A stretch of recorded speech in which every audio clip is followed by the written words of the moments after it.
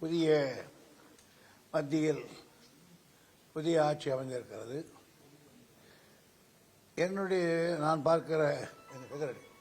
நான் பார்க்கின்ற நீர்வளத்துறைக்கு ஏற்கனவே இருந்தவர் மாற்றப்பட்டு புதியதாக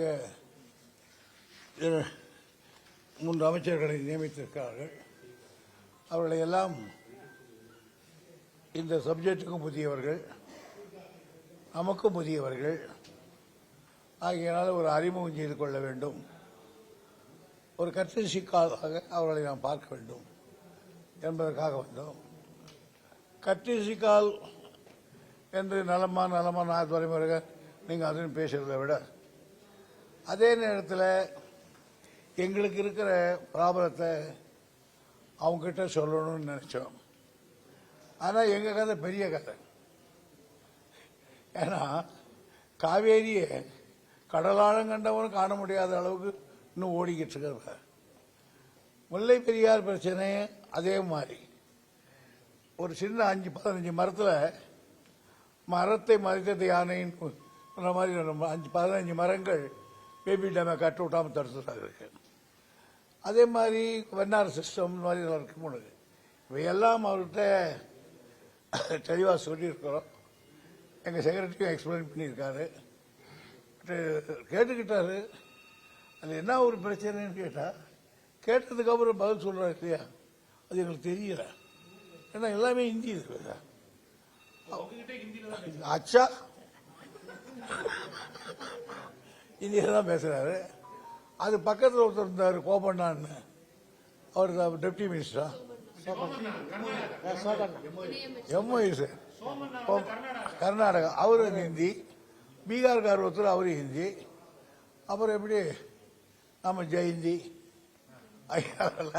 பட் இருந்தாலும் எங்க செக்ரட்டரி அவர்கள் எனக்கு கொஞ்சம் தோடு சளி பிடிச்சிட்டு இருந்தேன். கொஞ்ச நேரம் பேசிட்டு செக்ரட்டரி அவர்கள் எல்லாத்தையும் எக்ஸ்பிளைன் பண்ணி சொன்னாரு. எவ்வளவு தூரம் வாங்கி இருக்கோன்றத போக தெரியும். ஆனால் அப்போ நான் சொல்லிட்டேன், சார் இது ஒரே நாளில் கற்றுக்கிற சமாச்சாரம் இல்லை. இன்னைக்கே உங்களை போட்டு நாங்கள் கதைக்கல. இது ப்ராப்ளம் வரும்போதெல்லாம் வருவோம்.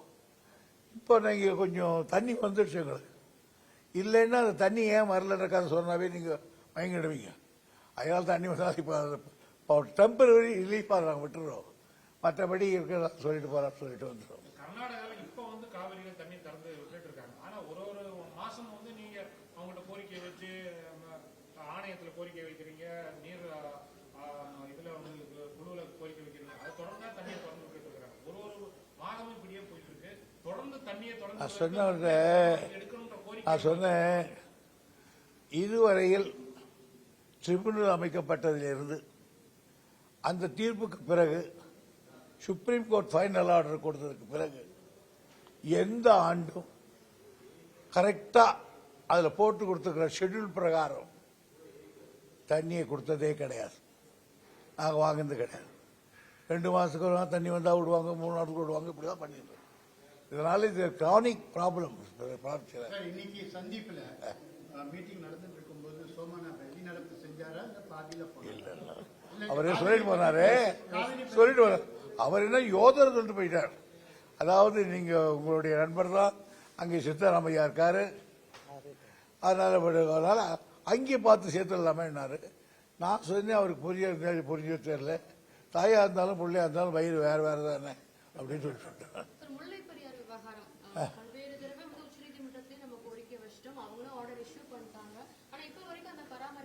அதாம்மா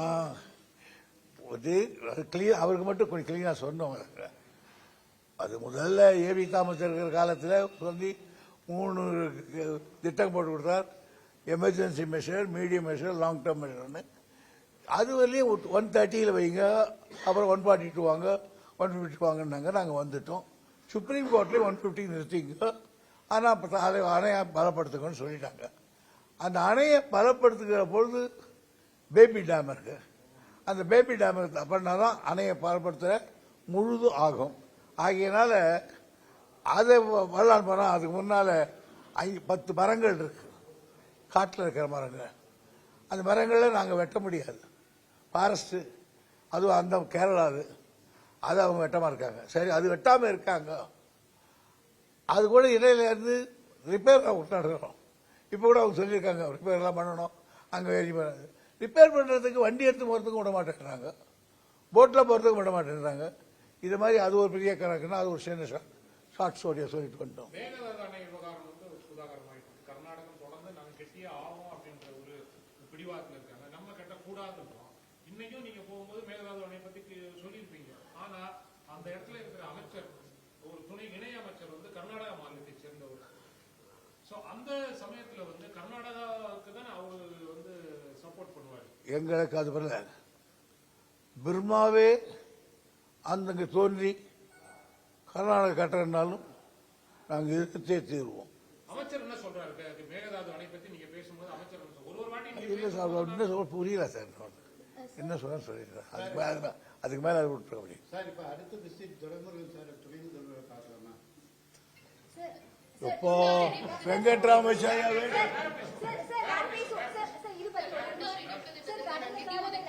கடந்த காலங்கள்ல பினராயி விஜயன், அதாவது கேரளா முதலமைச்சரை வந்து தமிழ்நாடு முதலமைச்சர் சந்தித்தார். சோ இந்த முறை இந்த பிரச்சனை சால்வ் பண்றதுக்கு கர்நாடக முதலமைச்சரை சந்திப்பாரா யாரு? முதலமைச்சர் ஆட்டோம். அதுதான் நான் ரொம்ப பேர் நினைக்கிறீங்க. கர்நாடகா இல்லம்மா சொல்லிட்டு போயிடுறாங்க. எல்லாருமே கேட்கறாங்க, ஏன் சார் உங்களுடைய பார்ட்னர் தானே உட்கார ஒரே கட்சி பேசி வைக்கணும்.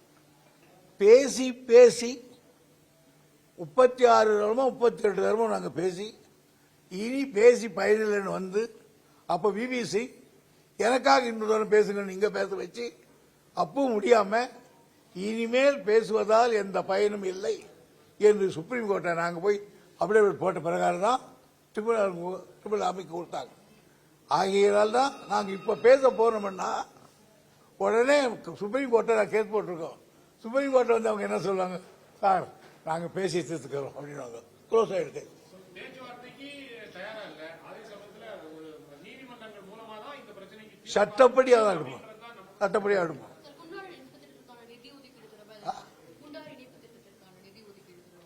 காவிரி குண்டாறு இணைப்பு திட்டம் கேட்டுருக்கோம். சரி, எவ்வளவு கேட்டிருக்கோம்?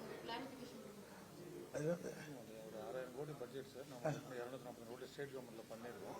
நீங்க நிதி உதவி மத்திய அரசு கொடுங்கன்னு கேட்டோம். 600 கோடி திட்டத்தில் 250 கோடி நாங்கள் பண்ணியிருக்கோம். மீதி நீ கொடுங்கன்னு சொல்லிட்டு வந்திருக்காங்க. அவங்க கேட்டுக்கிட்டாங்களே தவிர அவங்களுக்கு பதில் ஒன்றும் இல்லை. நானும் வந்து நீங்க அவங்கள போட்டு அதில் போராட விரும்பலை. புதிய அமைச்சருடன் நடந்த இந்த சந்திப்பு திருப்திகரமா அவங்க அதான் திருப்திகரமாக சொல்ல முடியாது. கட்சிக்காக பேசிட்டு வந்தோம்.